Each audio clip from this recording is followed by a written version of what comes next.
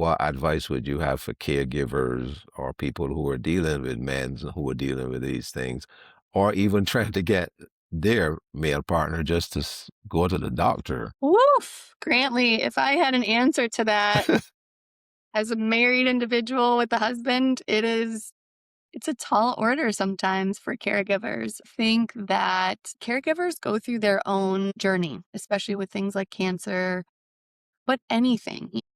If you've got a husband who has diabetes, you can only do so much as a caregiver to support that person. You can't make them do anything about their health, of course, as many caregivers probably know, but just being sensitive to what guys are going through. And it may be, just recognizing that it can be hard for men to talk about things that's wrong with their bodies. It does bring a lot of shame.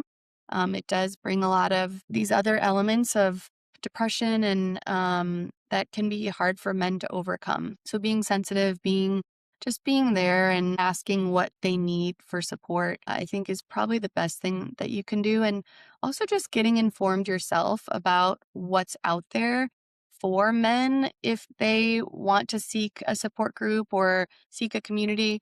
And also there are similar support groups for caregivers. Caregiver support groups, yeah. Yeah, and I found a lot of my, patients' wives. I have a patient advocate who's a guy that I've treated, and his wife acts as a patient advocate as well. And she will talk with wives of guys going through ED after prostate cancer. So similarly, there's a journey for the caregiver.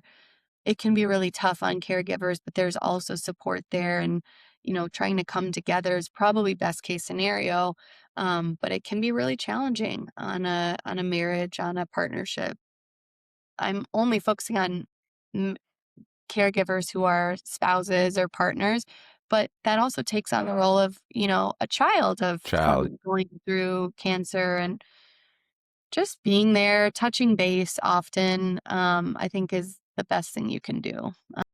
I'm not an expert in this area, but I know there's a lot of great resources out there as well. Yeah, you're not an expert in the area, but some people listen to doctors, and Yeah.